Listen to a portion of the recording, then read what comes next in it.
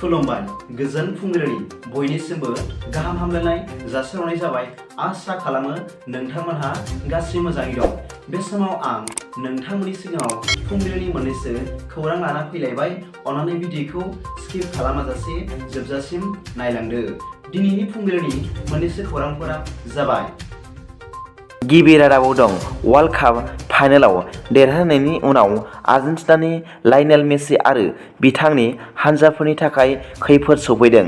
मिथिनो मोननाय बादिब्ला आर्जेन्टिनानि बावैसो काटारनि लुसाइल स्टेडियामाव जानाय वर्ल्ड काप 2022 आव फाइनालाव देरहाखांनायनि माखासे सप्तानि उनाव दाखालि शुक्रबारखालि फिफा एबा फेडारेशन अफ इन्टारनेशनेल फुटबल एसोसिएशनआ आर्जेन्टिनानि वर्ल्ड काप देरहानाय समाव माखासे डिसिप्लिन गैयै रंजानायनि थाखाय आर्जेन्टिना टीमनि बेरेखायै केस फाइल खालामदों। मिथिनो मोननाय बादिब्ला थांनाय 2022 मायथाइनि 18 दिसेम्बर खालि वर्ल्ड कापनि फाइनाल मेचआव देरहाखांनायनि उनाव आर्जेन्टिनानि टीमआ फिल्डनि बाउन्डारिजों डिसिप्लिन मानियालासे खौरांगिरिनि इन्टारभिउ लानायाव रायज्लायहैदों। खौरांगिरिफोरनि सिगाङाव रंजानानै मोसादों आरो मेथाइ खनदों आरो माखासे रुल्सफोरखौ गुबुंले खालामनायनि थाखाय डिसिप्लिनारि केस होजादों आरो फाइल फोनांजादों होनना मिथिनो मोननाय जादों।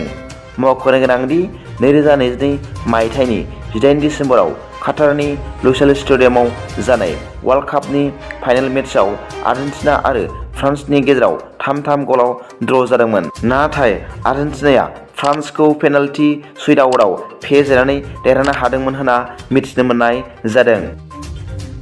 नैथि रादाबाव दं आथिखालनि बिजेपि हान्जानि भारतनि लामा आरो हान्थामेलानि मन्थ्रि मानव गेदेर नितिन गाडकारि बिथांखौ दाउदु मुंनि सोरबा सिनायमोनै सुबुङा फननि गेजेरजों जिउ फोजोबनो सिगिहरदों आरो 100 कौटि रांबो दाबिदों होनना मिथिनो मोननाय जादों।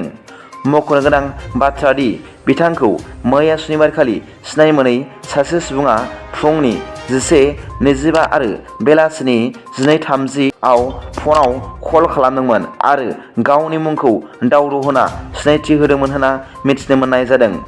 दासान्दि पुलिस हान्जाफोरा दायनिगिरिखौ संदानना नागिरगासिनो दं होनना मिथिनो मोननाय जादों। थामथि रादाबाव दं हादरगिरिखौ खुलुमनायनि थाखाय सासे आइजो इन्जिनियारा साख्रिनिफ्राय होखारजाबाय। मिथिनो मोननाय बादिब्ला बे आइजो इन्जिनियारा राजस्थाननिमोन होनना मिथिनो मोननाय जादों आरो बे आइजोनि मुंखौ अम्बा सियल होनना मिथिनो मोननाय जादों।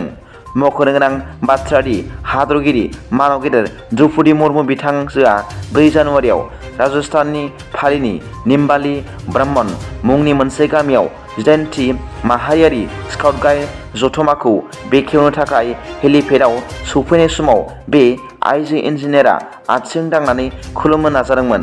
नाथाय बेबादि आथिं दांनानै खुलुमनो नाजानाया हादरगिरिनि रैखाथि प्रट'कलखौ सिफायनाय जादों होनना बिजिरगिरिफोरा माखासे सान बिजिरनानै बेनि दायनि साजा हिसाबै बिथां आइजो इन्जिनियारखौ मैया सुनिबारखालि साख्रिनिफ्राय सासपेन्ड खालामदों होनना मिथिनो मोननाय जादों। ब्रैथि रादाबाव दं थांनाय 12 जानुवारि सानखालि मोनानि 9:30 रिंगासो समाव गसाइगावनि रेलवे स्टेशननि पार्किंखौ लानानै इ-रिक्सा सालायग्राफोरजों माखासे दुथांफोरा बाथ्रा दान्थे-बिदान्थे जानायखौ नुनानै गसाइगाव दख'रा एबसुनि रांगिरि लुखां नार्जारी बिथाङा बादा होदोंमोन। बे समावनो बे माखासे दुथांफोरनि हानजाया इ-रिक्सा सालायग्राफोरजों लोगोसे गसाइगाव दख'रा एबसुनि रांगिरिखौ गाज्रि गाग्लोबदों होनना मिथिनो मोननाय जादों।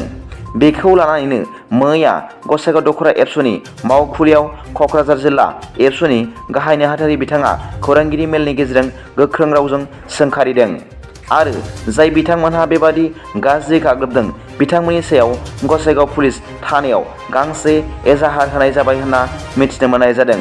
लोगोसे बिथांमोननि सायाव पुलिस बिफाना थाबैनो गोख्रों राहा लामा लानांगौ होनना पुलिस बिफानखौ खावलायहरबावो। दिनैनि फुंबिलिनि मोननैसो खौरांफोरा दा बेखिनिल'मोन। भिडिअखौ मोजां मोनदोंब्ला अन्नानै लाइक आरो साबस्क्राइब खालामनो दाबाव आरो बेल आइकनआबो थुनानै ला जाहाथे आं गोदान निउज आपडेट लानानै फैब्ला नोंथांनियाव सिगांग्रो नटिफिकेसन सौहैयो। दा बेलासिनि रादाबाव नोंथांमोनखौ आंनि चेनेलाव गोसो गोथारै बरायहरनाय जाबाय। गोजोन्थों। एसेनोसै। जय बर' हारिनि